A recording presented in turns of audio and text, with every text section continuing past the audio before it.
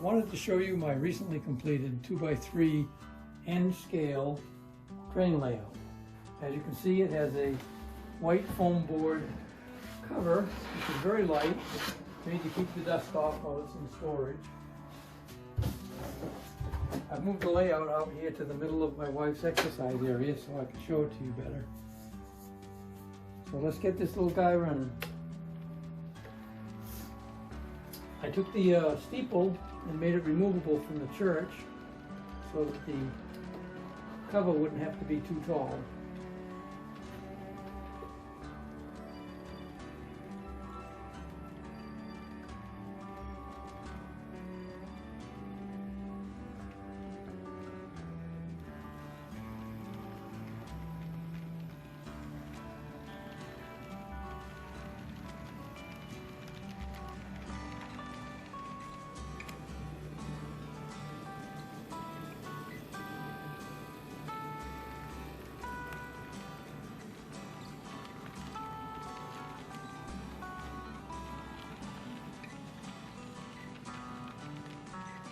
The buildings are all cardstock, and each one of them has their own lighting system inside. They're loosely based on buildings in Portsmouth, New Hampshire in the mid to late 60s. As you can see over here, we have the North Church.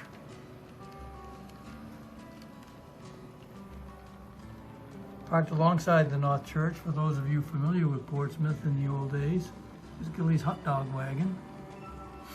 Across the street, we have the Portsmouth Athenaeum and some of the shops along the way. J.J. Newberry's, as it looked back in the 60s. And a little trolley station over here that never really was there in Portsmouth. This is Hodgson Brook running down from the house.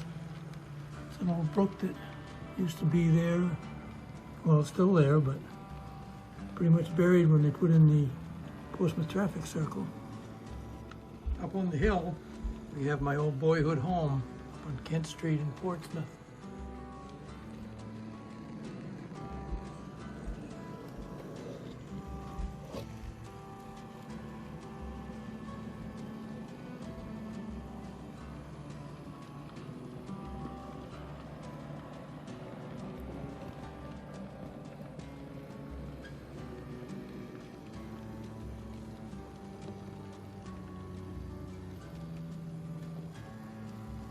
Down on the lower level, we have the turntable and a two-stall roundhouse. The Portsmouth roundhouse back in the 60s was actually a three-stall unit, but I didn't have room for 3 stalls, so I made 2. And then a popular restaurant back in the day was Yokin's Restaurant. So over here we have Yokin's with a few people. Those of you familiar with Yokin's will recognize that the extra wings aren't on there, on each end, but I just didn't have room for that in such a small layout. And then over this way, we have the old Portsmouth train station. This is the Portsmouth Railroad station that was existing in the early to late 60s.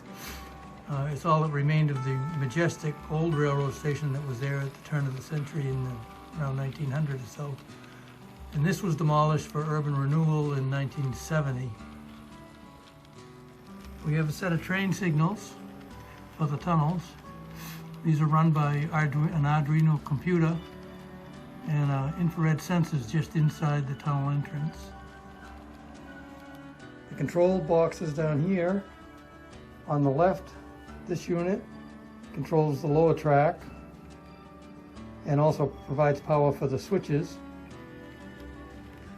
This provides power and direction for the turntable. This box here controls various things. It's got controls here for the far siding power, the near siding power. Over here we have lights inside the tunnel in case I have a derailment in there so I can see what's going on.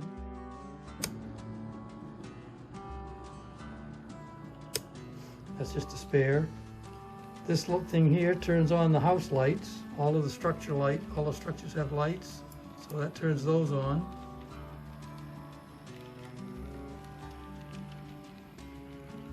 This button here turns the street lights on and off.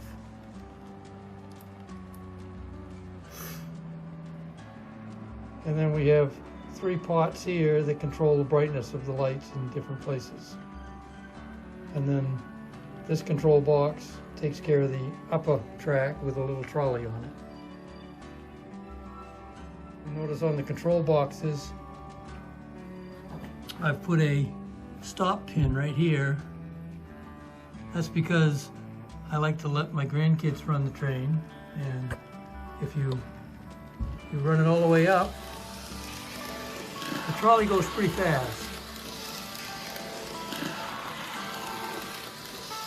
So the limit button there just prevents it from going all the way to full throttle, so I don't get derailments. Another feature on this table is that look at the cliffs from just the right angle. You might be able to see the old man of the mountain.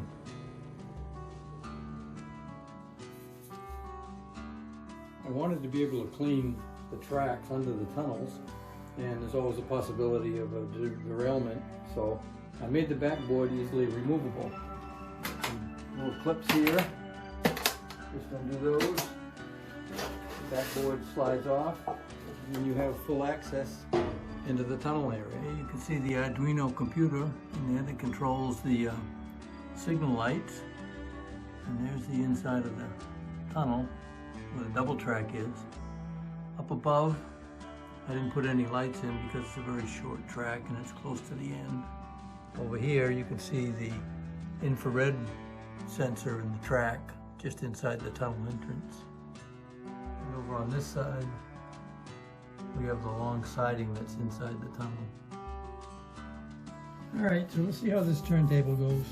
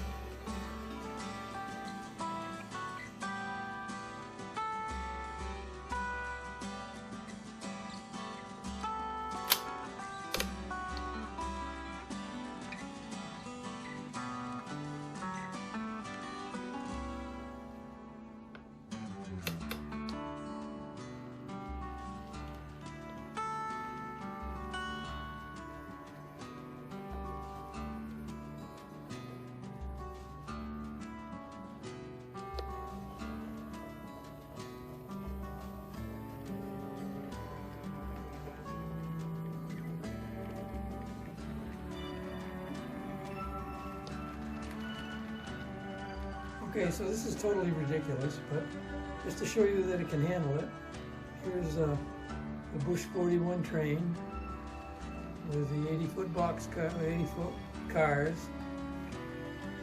Negotiates around this small